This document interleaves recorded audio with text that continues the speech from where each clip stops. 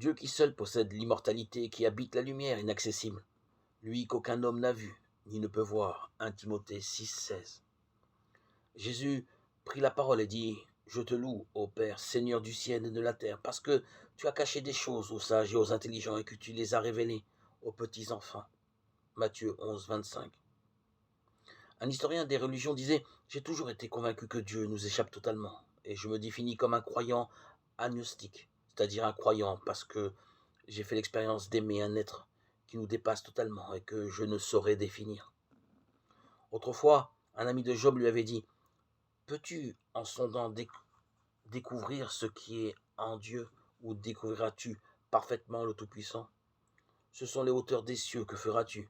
C'est plus profond que le séjour des morts. Qu'en seras-tu? Job 11, 7, 8.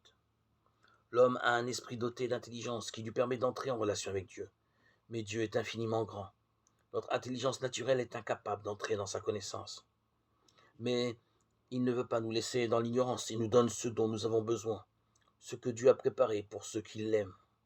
Dieu nous l'a révélé par son esprit. 1 Corinthiens 2, 9, 10. La Bible, la parole de Dieu écrite, est à notre disposition. Il faut non seulement croire en Dieu, mais aussi croire Dieu.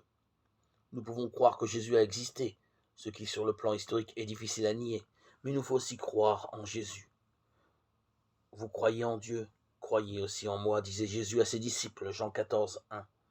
Nous pouvons recevoir cette révélation en prenant la place de ceux qui se laissent enseigner, comme des petits enfants devant la grandeur et la majesté de leur Créateur.